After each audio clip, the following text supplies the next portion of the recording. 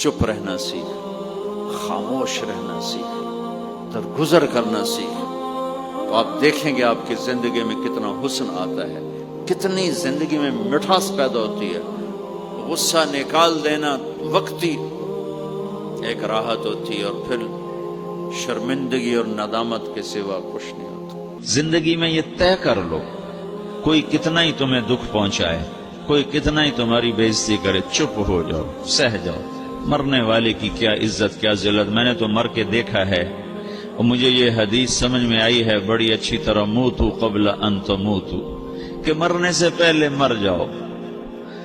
اس وقت اگر میں مر جاتا تو مجھے کوئی گالیاں دیتا تو مجھے کیا نقصان تھا، اور مجھے کوئی نعرے لگاتا میرے لیے تو میرا کیا نفع تھا۔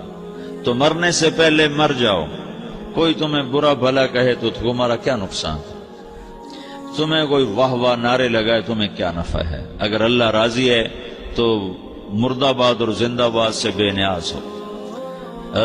ابو ذر رضی اللہ تعالیٰ عنہ کو ایک آدمی نے گالیاں دی تو انہوں نے فرمایا، بیٹا ایک گھاٹی آگے آ رہی ہے، اس میں گر گیا تو جو کچھ کہہ رہے ہو اس سے بھی زیادہ کا حقدار ہوں، اور اگر پار ہو گیا تو تیری گالیوں سے مجھے کوئی فرق نہیں پڑتا ہے۔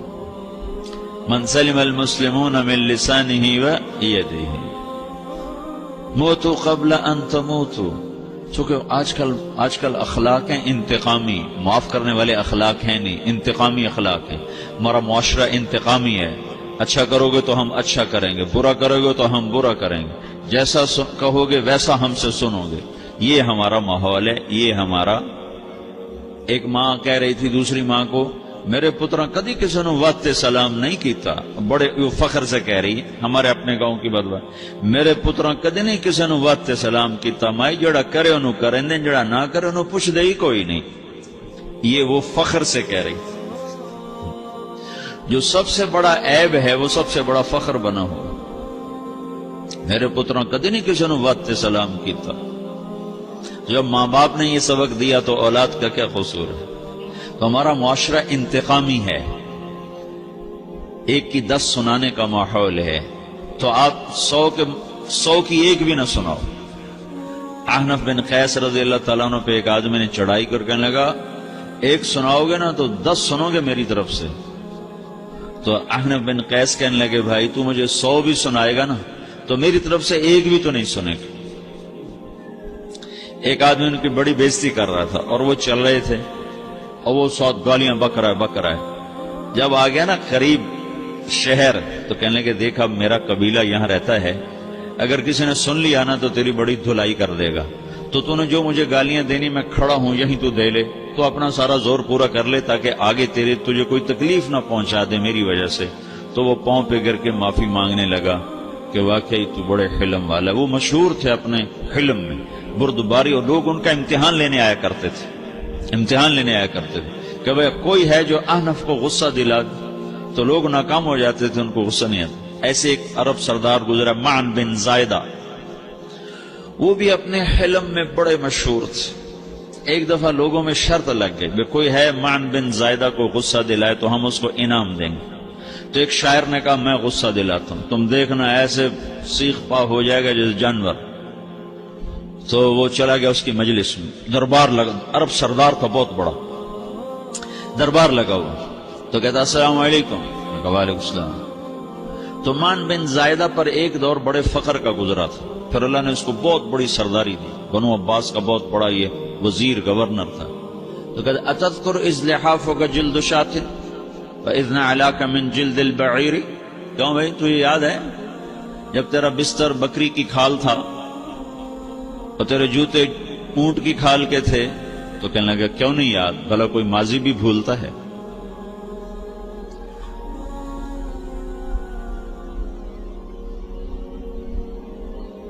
تو وہ کہنے لگا پہلا وار تو خطا گا، کہ فسبحان الذی اعطاک ملکا وعلمک الجلوس علی السریر، تو پھر ساری تعریفیں تو اللہ کی ہیں جس نے تیرے جیسے کو تخت پہ بٹھا دیا۔ کہاں بھئی ساری تعریفیں اللہ کی ہیں، میری تو کوئی اوقات نہیں۔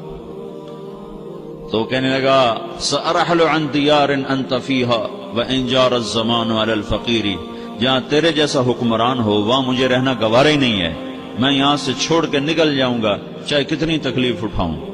بڑے دربار میں یہ ایک گورنر اور وزیر سے بات ہو رہی ہے تو وہ کہتا ہے اچھا بھائی اگر تو ہمارے پاس رہے گا تو ہم تیرا اکرام کریں گے، اور اگر تو جانا چاہتا ہے تو پھر رافقت کا سلام.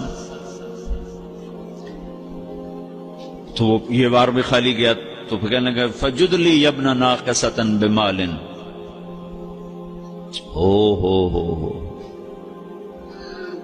او گندی ماں کے بیٹے مجھے کچھ عطا بھی کر، میں بغیر پیسے کے سفر کیسے کروں گا.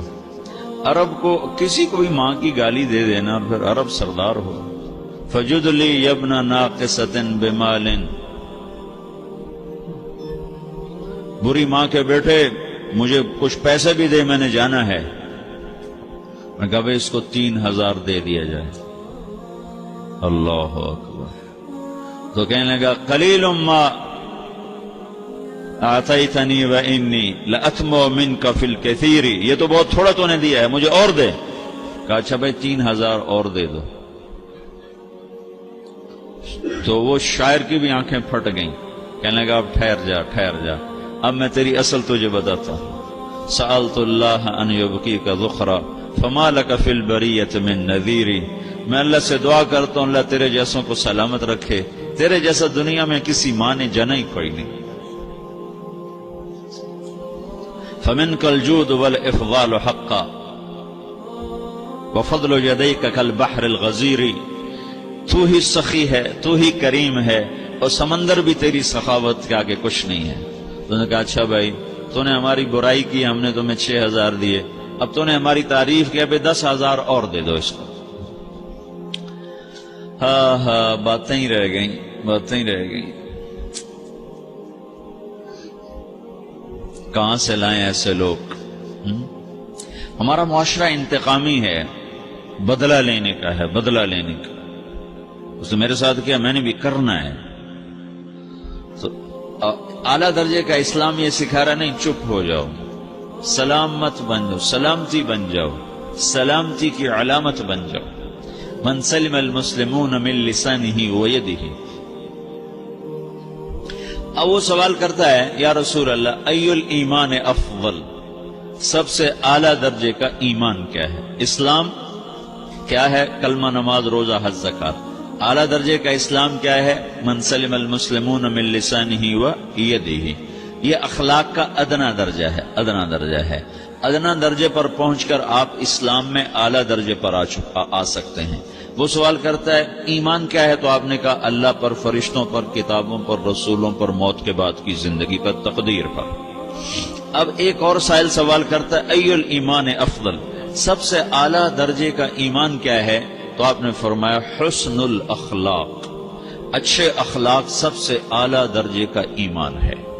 جو آدمی اسلام میں، جو آدمی اخلاق میں، جو مرد عورت اخلاق میں ادنا درجے پر ہوتا ہے وہ اسلام میں اعلیٰ درجے پر پہنچتا ہے. اب اگر وہ اخلاق میں اعلیٰ درجے پر آ جائے تو اب یہ کہاں پہنچے گا؟